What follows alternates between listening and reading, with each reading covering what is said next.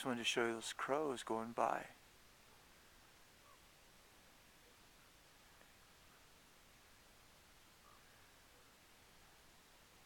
It's very early in the morning. Very early.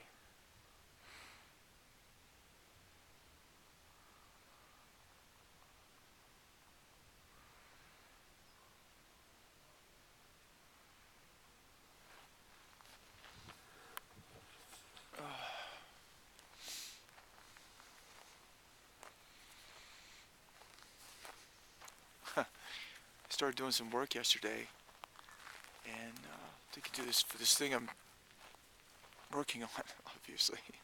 I'm doing some work on this thing I'm working on, and I was taking some nails out and staples from this freaking pieces of. These staples are huge, and naturally I was wearing my freaking Crocs, and show you what it looks like. You see, it's something like this. This is not the culprit, but you can see all of these. And I put it down here because I was pulling some stuff out. It put my foot right there, and my Crocs were no match for those freaking staples, and jammed my big toe. So yeah, that's okay.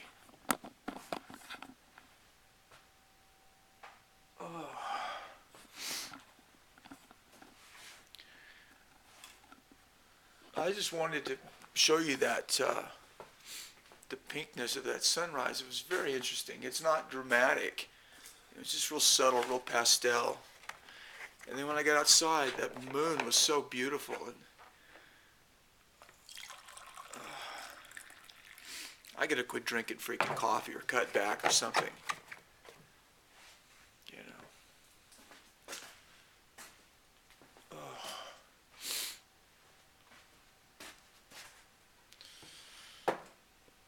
I'm starting to think about what I'm gonna do. And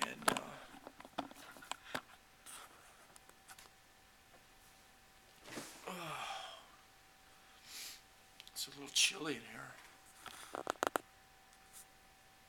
6:49. So I'm starting to think about what it is that I'm going to be doing.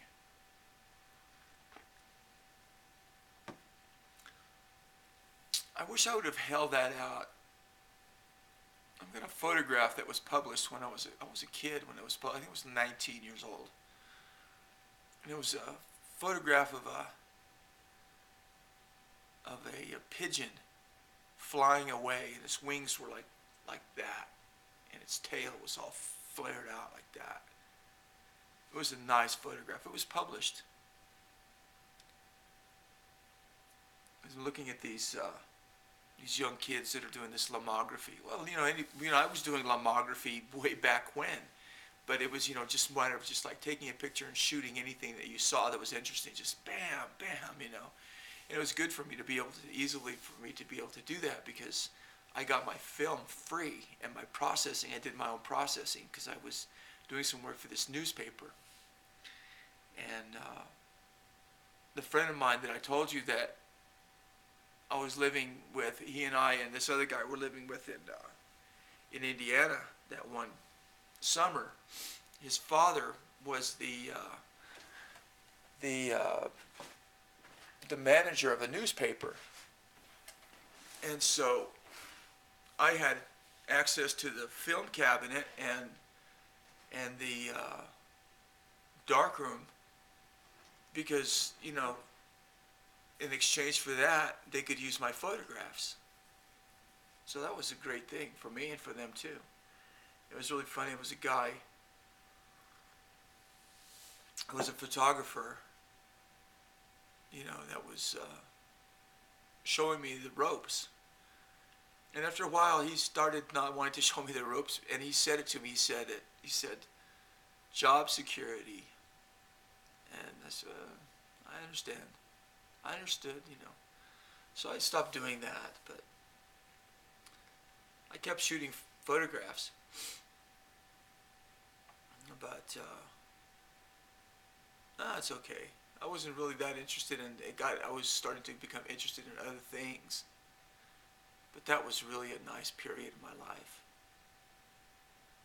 To be able to have a magic little tool like a camera, and be able to shoot things, bam, bam, shoot whatever you wanted, you know, basically unlimited film and unlimited processing capabilities. It was really beautiful. It was a lot of fun. Still have some interesting shots of that. One time, this is years later. Let's see how old it was. About 20, 21, 2 or 3 years later. I was living in Phoenix at that time. It was in the winter. Living in Phoenix in the winter, wow, it was beautiful. And this friend of mine and I were driving around, and The Who was in town. And we didn't have tickets or anything, but we said, let's just drive over there and see what's going on, So we drove over there and parked, got out and walking around. There was this door. We opened the door and walked in, and the freaking stage was like, it was on the right-hand side. We walked in, and the stage was right there. We walked in, we were standing right in front of the freaking stage. Oh man, it's wild. So I took a bunch of pictures of The Who, and it was indoors with, and I used only natural light, no flashes or anything. And so they're all blurry and everything. Man, that was good. That was a nice experience.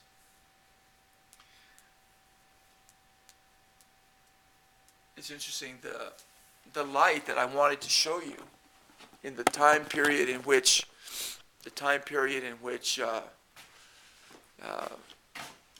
I looked out the window and saw what I wanted to show you. This is what it looks like now.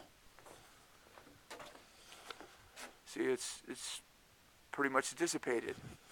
It was, photography, you got to do it when you see it because it'll change. It'll change right away. And one of the things I like about real photography as opposed to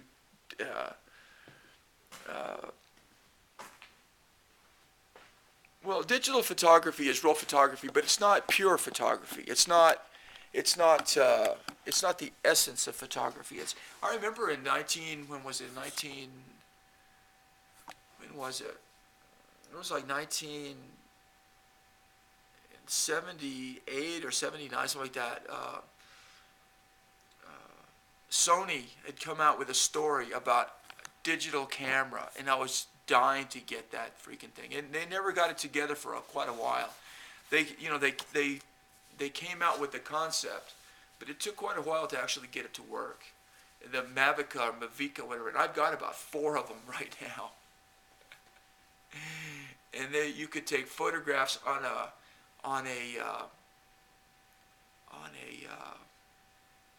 these are the later generations, I think, on a floppy disk.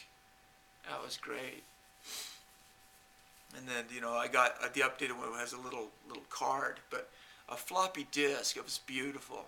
Be able to take photographs on a floppy disk. But it's not pure photography. The photography that I'm more interested in is pinhole photography and what's called lomography, which is toy cameras. Basically, they're little toy cameras. It came out of, I think the first one, the Diana, I believe. And I think they have like plastic lenses, and they're plastic cameras, and they're not totally sealed from light. They're fuzzy around the edge and stuff. But it's really a popular thing that people are doing, mostly young people. It's really big in like Japan and stuff. And, the guy Mijonju, I love cameras like a fat boy who loves chocolate cake. That's his opening for his videos. He's into lomography real big. So this is kind of an interesting thing. I don't even know where this thing came from. It's a photograph of a house with an American flag. And that's sort of lomography. It looks like it was made with some sort of you know, it looks like it's hand processed too.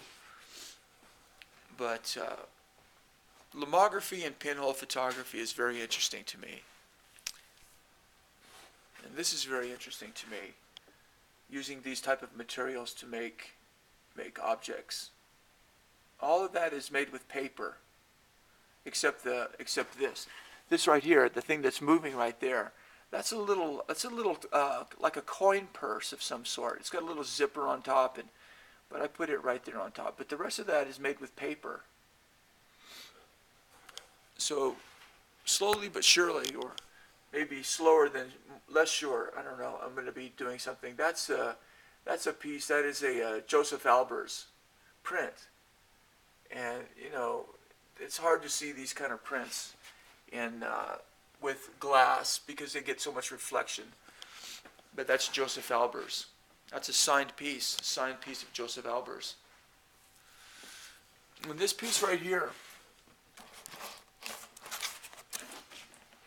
this is an interesting piece because I use, this is all paper. And even the base is paper. This part right here, that's cardboard. It's on a wooden frame. But this is the things that I become interested in, this type of thing.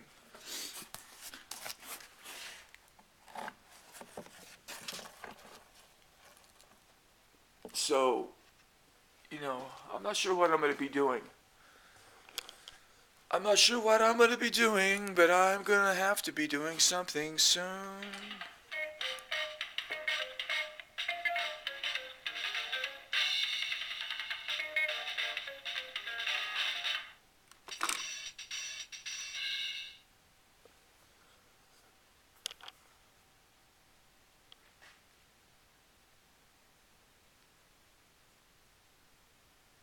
See you later.